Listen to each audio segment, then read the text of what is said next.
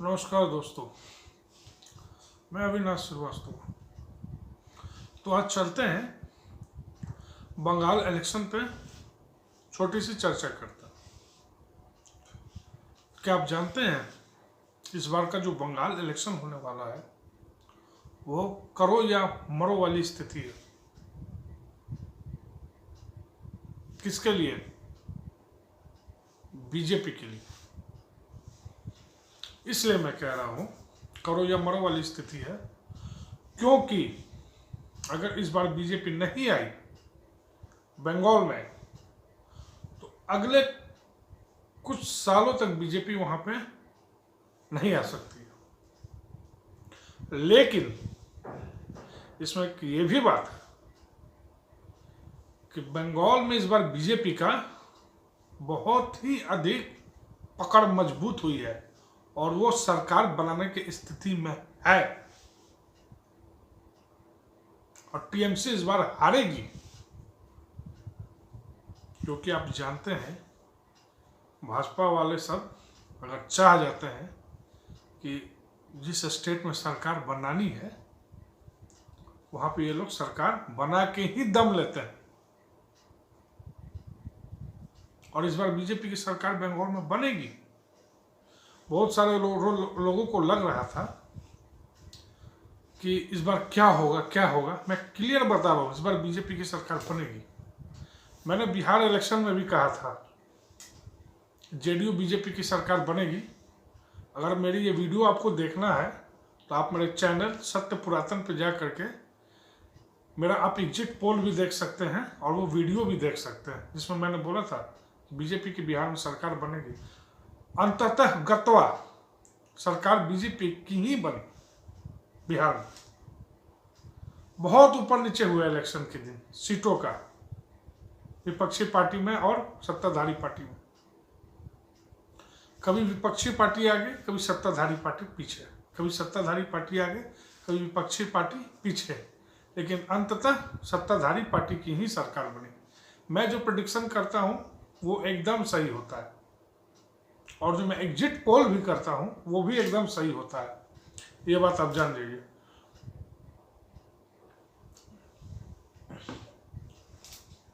तो इस बार का मेरा एग्जिट पोल का, ओपिनियन पोल भी नहीं, एग्जिट पोल का मेरा जो रेंज है वो मैं आपको बता रहा हूं। बीजेपी 150 से लेकर के 195 तक का मेरा रेंज है। इतनी सीटें आने की बीजेपी के पूरी की पूरी संभावना है। 150 से लेकर 195 तक सीटें बीजेपी की आएगी, इसी के बीच में आएगी। और टीएमसी की जो सीटें आएंगी वो मैं बता देता हूं आपको, 40 से 50, उससे ज्यादा सीटें नहीं आएंगी टीएमसी की। क्योंकि आप देख लीजिए झारग्राम पूरा, उत्तरी मेदिनीपुर, दक्षिणी मेदिनीपुर, बांकुड़ा, पुरुलिया, खड़गपुर और भी बहुत सारे जिले जो हैं वो भगवामय हो चुके हैं बंगाल में। और जहां तक कोलकाता की बात रही तो उस पर मैं कहना चाहता हूं वह 50-50 चांसेस है, क्योंकि कोलकाता टीएमसी का गढ़ है। कोलकाता और जादवपुर ये सब टीएमसी और कम्युनिस्टों की गढ़ है ये। तो इन सब जगह पे 50-50 चांसेस है, लेकिन फिर भी बीजेपी इन सब जगह पे वीक नहीं रहेगी, सीटें निकालेंगी। लेकिन और सब जिले में बीजेपी अभी काफी मजबूत हो चुकी है और वो सरकार बनने की स्थिति में है। इस बार ममता बनर्जी को एकदम हारना है। ये सरकार गई 2 मई, सरकार गई 2 मई को सरकार गई। और ये एनालिसिस मैं आपको ट्रू एनालिसिस दे रहा हूं, ऐसा होगा, आप देख लेना। क्योंकि बंगाल में जो कट मनी, टोल मनी, ये सब जो लोग ले रहे हैं, जो टीएमसी के कार्यकर्ता हैं, इससे वहाँ की जनता काफ़ी परेशान है, काफ़ी त्रस्त आ चुकी है, परेशान है एकदम। और यहाँ की जनता चाह रही है कि सरकार को इस बार बदल देना है।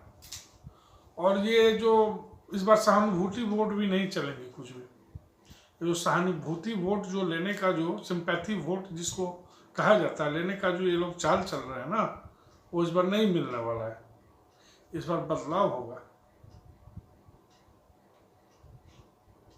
कंप्लीट बदलाव होगा।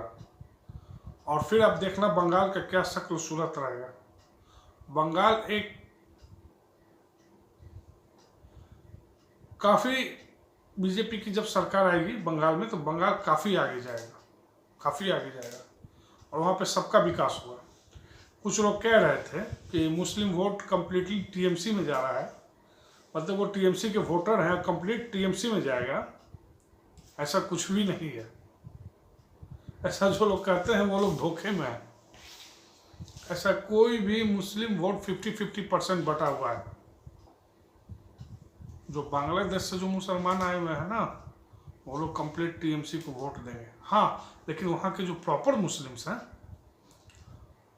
जो बंगाल के हैं, जो नवाब सिराजुद्दौला के समय से हैं जो मुस्लिम्स, वो लोग तो बीजेपी को वोट करने वाले हैं। और वहाँ की मुस्लिम महिलाएं भी बीजेपी को वोट करने वाली हैं,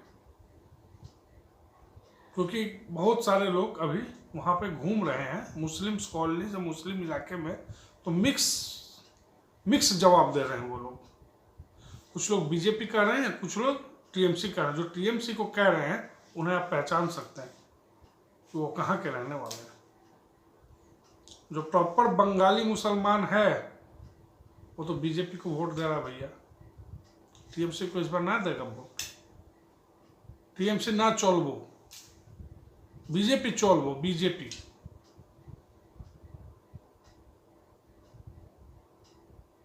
टीएमसी ना चलो,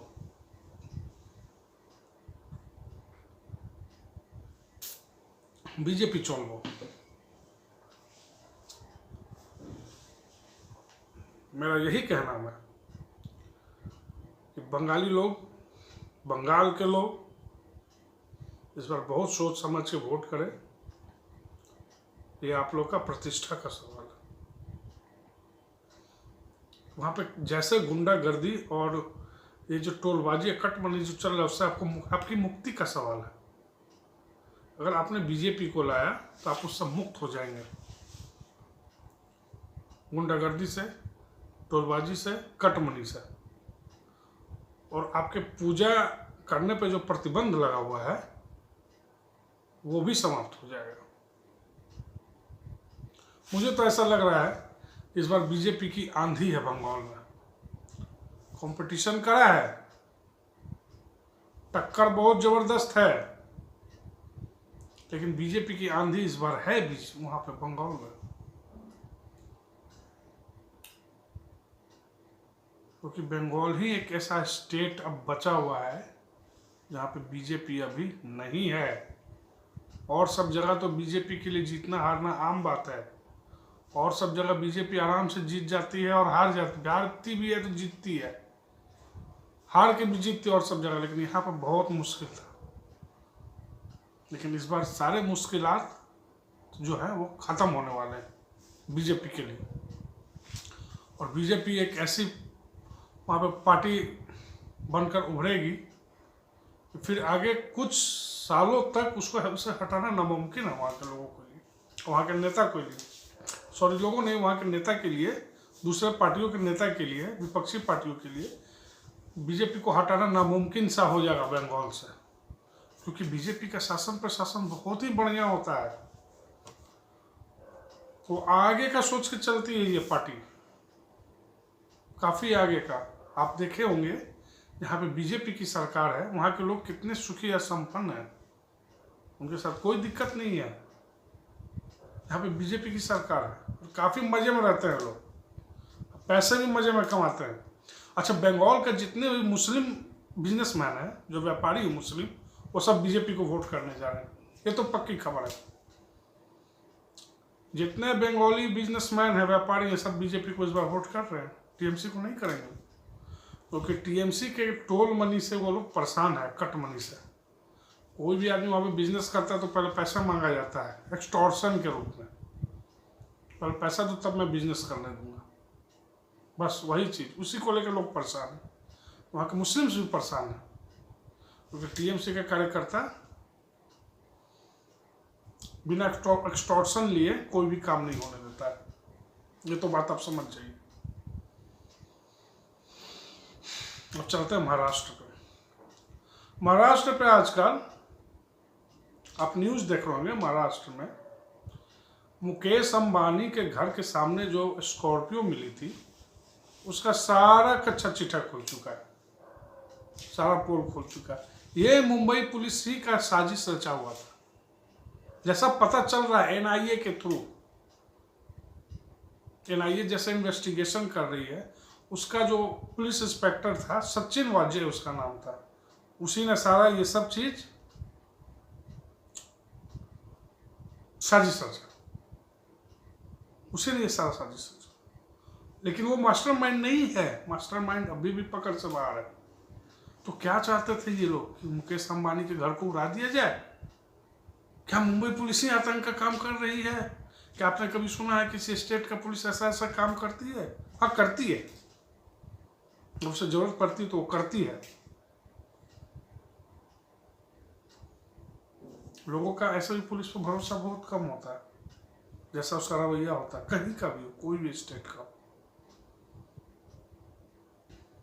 रवैया जैसा रवैया होता है कम होता है। लेकिन वहां की पुलिस तो हद कर दिया है, ये सब भी काम अब करने लगी है। बताइए, अब देखिए एनआईए का जांच चल रहा है, आगे कौन कौन लोग सम्मिलित होते हैं उसका भी पता चल जाएगा। इस केस में कौन कौन लोग सम्मिलित है वो सारा पोल खुलेगा, एनआईए सबके पोल खोल कर रखेगी, ये आप देख लीजिएगा, ये तो पता चलेगा ही चलेगा।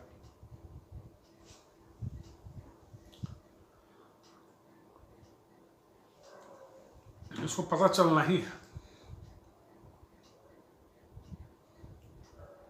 और ये सरकार भी ज़्यादा दिन नहीं चलने वाली महाराष्ट्र की, जितने दिन चल रही है बस उतने ही दिन चल रही है।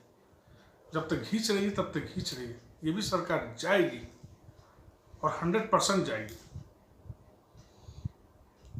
आप एक चीज जान लो, कोई भी राज्य का या कोई भी देश का अगर शासक कमजोर हो जाए तो उस राज्य और उस देश में अराजकता आना एकदम पॉसिबल है। वहां पे अराजकता आएगी ही अगर शासक कमजोर हो जाएगा तो। अगर किसी घर का जो गार्जियन होते हैं वो कमजोर हो जाएं तो उनके बाल बच्चों का बिगड़ना एकदम निश्चित है। इसलिए देश में शासक को, जो देश पर शासन कर रहा है, उसका मजबूत होना बहुत जरूरी है। और घर में जो गार्जियन होते हैं उनका भी मजबूत होना बहुत जरूरी है। ये बात एकदम ध्यान से सुनिए।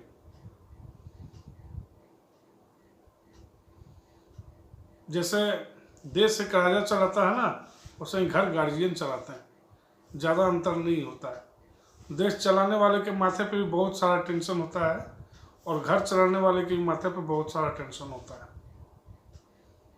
दोनों में थोड़ा ही सा का फर्क होता है। ये मैं एक कॉमन बात बता रहा हूँ।